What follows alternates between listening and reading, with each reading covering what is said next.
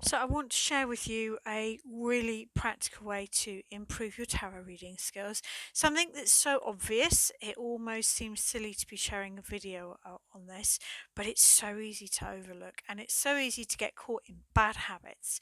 So, it's really simple. Tarot cards have a picture. And they have a picture for a reason. I think it is impossible to memorize all the information about all the cards and then include the algorithms about how, when you have two or three cards together, they subtly change each other's meanings. I just don't think that we can logically memorize that information. We can memorize a lot and we can understand a lot, and understanding the cards is really powerful.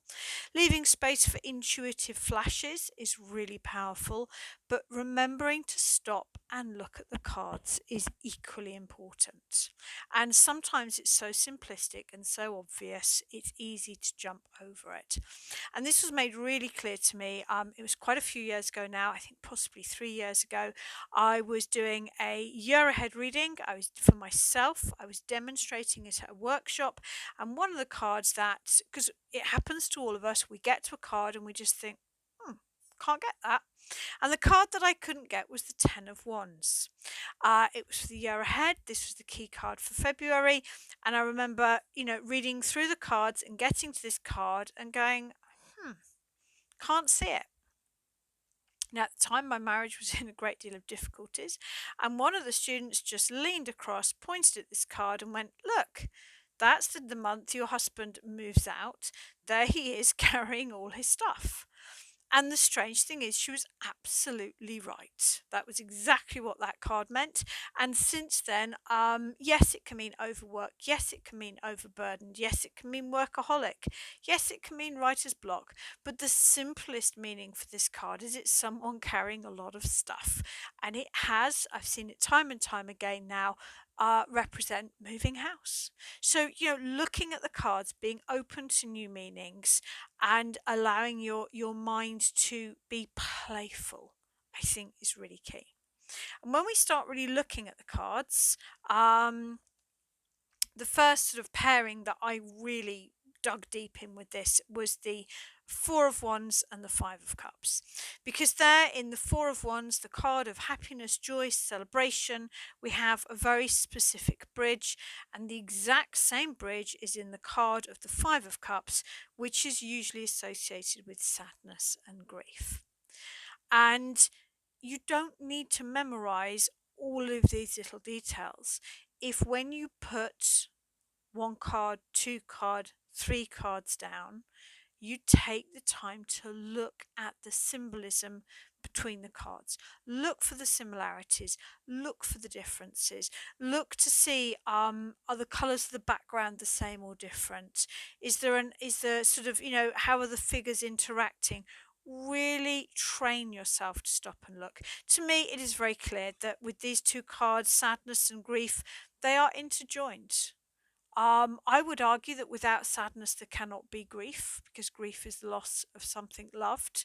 And I would argue that with joy comes grief at some point. It is a reminder that these two are part of the same journey, and that everything changes with time. So that connection is really important. One of the little connections that I just love is the connection between the Seven of Swords and the Five of Swords. And they're similar cards, really. They can be about slander and arguments and harsh words, can be about gaslighting and emotional abuse or anything like that. But to me, the Seven of Swords is far more reckless and, I would argue, dangerous than the Five of Swords. And one of the key ways this is demonstrated or illustrated by the cards is that the Seven of Swords, the guy is holding the swords by the blades. He knows that this could bite him on the arse if he's not careful, that he's taking a risk and he could get hurt. Whereas to me, in the Five of Swords, he's won, He's confident that he's won, and he's taking no more risks. He's holding all of the swords by the handles. And it's when you learn to stop and look at the cards, you begin to see these details. The Six of Wands, oh, it's a card of victory, success, believing in yourself, faking it till you make it. Powerful card, positive card, lots of good in this card. Until you have a knight next to the Six of Wands, because suddenly the horse in the Six of Wands looks dead. To be honest, it looks like something that would have been an extra in The Wicker Man. It looks like a pantomime horse. It makes us feel that maybe the victory isn't quite as solid or real as we might first have thought. So to me, it's easy to look at this card and see the pageantry in it and not notice that horse until you have another horse to compare it with. So my point here is that if you've got a spread out and you've got the Six of Wands and one of the knights there with their beautifully drawn horses, that hopefully will draw your eye to the comparison of the horses, and suddenly you've got something there for your mind or your intuition to chew over, something important, something valid.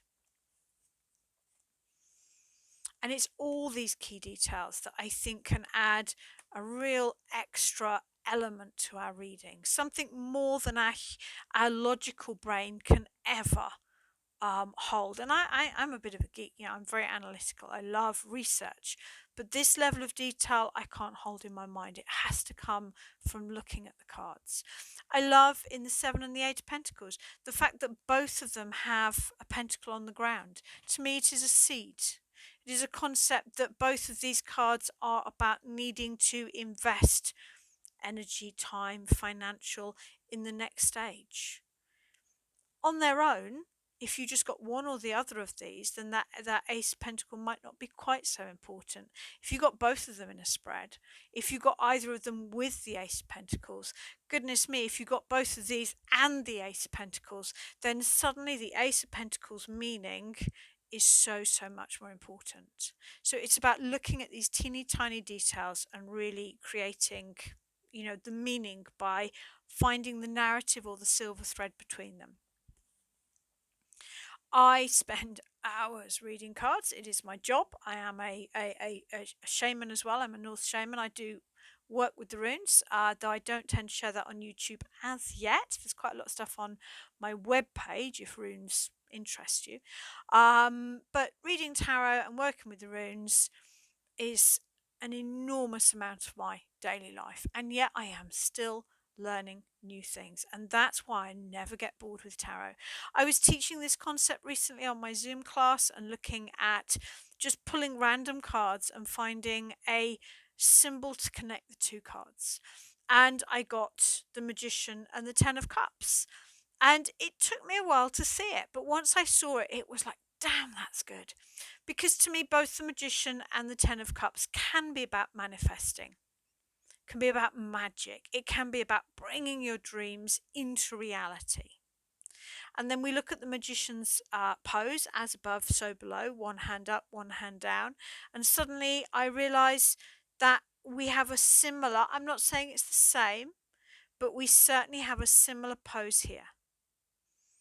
We can't see where her hand is. I tend to imagine it's on a pregnant belly, but that's just a supposition I've made. But that as above, so below, open-hearted pose is clearly connected with the manifesting. And now I've seen it, I can't unsee it. But 8 years plus of being a tarot pro, I'd never spotted that before. The link between the Fool and death, it's the white rose. So the red rose is the rose that's on it's on the Magician, it's on the Two of Wands, it's on the Ace of Pentacles. Once you start looking for the red rose, it's everywhere. That represents the body with the blood and the quickening, the life, the physical life in our body. And the white rose is linked to this idea of death makes a man pale, that the blood stops flowing, that the skin is pale, and the life has drained away. So the white rose is connected with death. And we have it very clear on the standard here, but we also have it, the Fool is holding the white rose. Now there are white lilies throughout the deck. White lilies to me represent the spiritual world. There are white flowers on the Six of Cups, but I would argue they're not roses. This is very clearly a rose. And to me, that link between the white rose in death and the white rose in the Fool, and of course the white sun, it is suggesting to me that the Fool is an unincarnated spirit. It is a soul without a physical body. So that to me would either be post-death or pre-birth. And that is the zero. That is the unclothed soul, the pure potential that any one of us can have, both pre and post physical life.